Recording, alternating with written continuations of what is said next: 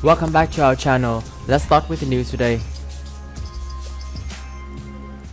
Who lost Biden's agenda? Democrats offer competing theories for failure of Build Back Better. The lingering tension hangs over an emerging push to salvage parts of the legislation.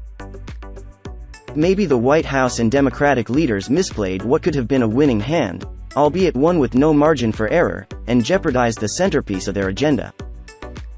Or perhaps rank-and-file Democrats, coupled with unanimous Republican opposition, gummed up the deal-making process in a way that Joe Biden, the candidate, said he was uniquely suited to surmount, but in practice as president could not.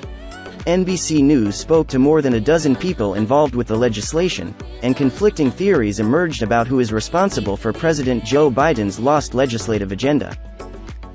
The enduring tension looms over quiet discussions between the White House and congressional Democrats on a dramatically scaled-back bill, with finger-pointing about who's to blame for the failure of the larger bill amid uncertainty about what, if anything, might actually pass ahead of November's midterm elections. The White House blames it on the difficulties of uniting the slimmest of Democratic majorities, including a 50-50 Senate, and media framing of the initial legislation. Moderate Democrats blame progressives for fueling unrealistic expectations. Progressives blame moderates for working against Biden. Some blame Senate Majority Leader Chuck Schumer or Senator Joe Manchin of West Virginia. Other Democrats say leadership made a tactical error by splitting off the infrastructure bill.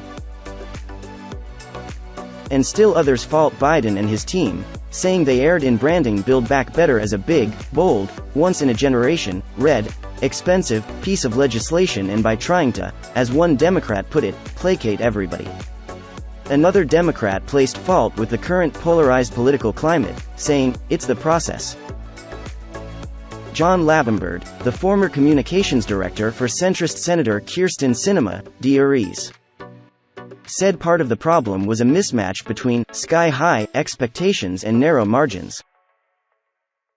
Democrats' thin majorities in the House and Senate necessitated the votes of moderates who did not campaign on big, bold, radical, progressive change, he said, citing Sinema, Manchin and Rep.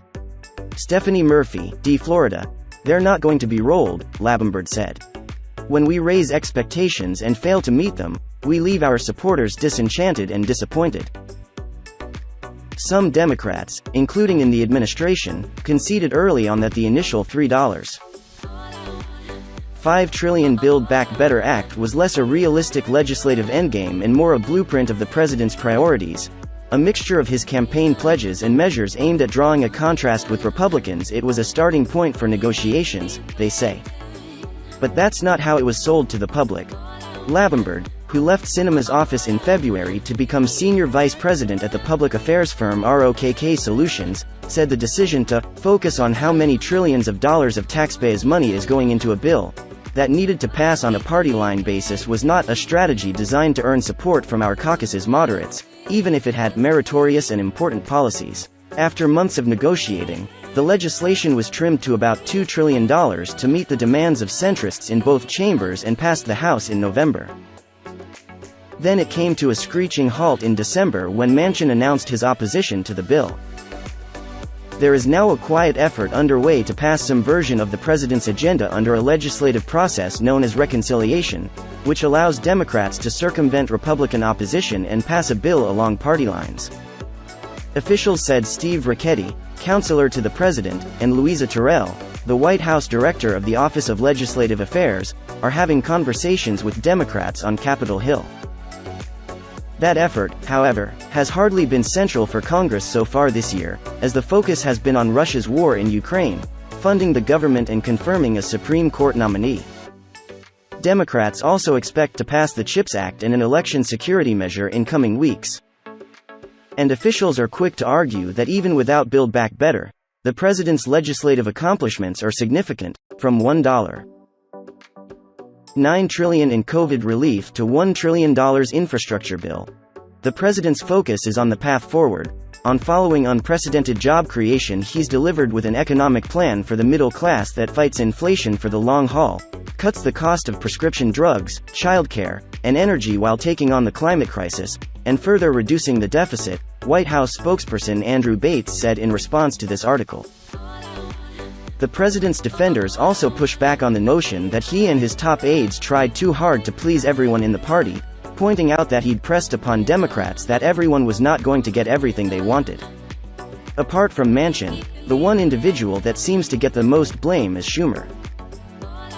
A senior House Democratic aide pointed to Schumer's decision last summer, amid negotiations on a $3.5 trillion bill, for months to not share with the White House or Speaker Nancy Pelosi a letter from Manchin, dated July 28, in which he said he would not support a bill that cost more than $1.5 trillion. He knew where Manchin was and he didn't say a damn thing, the aide, clearly still frustrated, said of Schumer.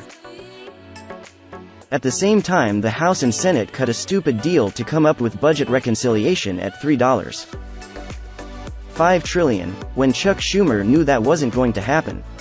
So why the F did we waste all that time at that place? That's F-ing bull. The senior House Democratic aide also criticized the White House Legislative Affairs operation. Asked for comment, a Schumer spokesman referred to the majority leader's recent remarks to reporters that there are ongoing discussions with Manchin and others, and that reconciliation is still a high priority for Democrats.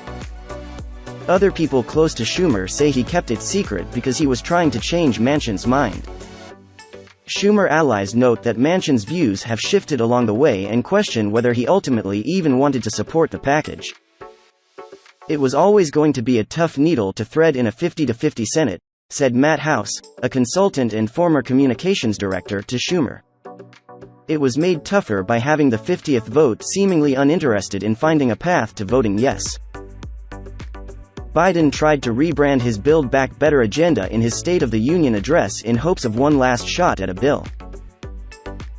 The White House's hope was that the new approach would make Biden's legislative goals clearer and less likely to turn off Americans who are wary of big, expensive bills. The president said his plan now focused on four things: lowering the cost of prescription drugs, energy and childcare, and raising taxes on Americans making more than $400,000 a year. But residual distrust and frustration on all sides hangs over the process.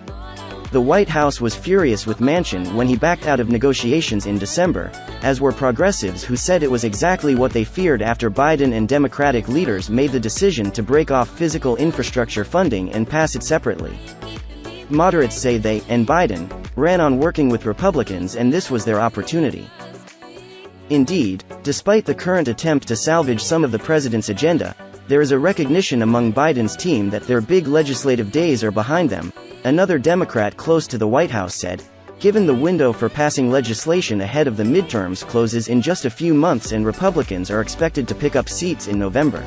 Manchin has kept the door open to supporting a narrower bill that includes tax revenues, prescription drug savings and climate change funding. But he's not the only Democrat the White House could struggle to get on board. And many Democrats say in retrospect the West Virginia senator's $1.5 trillion legislative framework was far more sweeping than anything Biden might get now. If you look at the old Manchin deal, every progressive would love to have that back, said one Democratic operative with prominent clients in the party. This is the end of our news today. Thanks for watching and see you next time.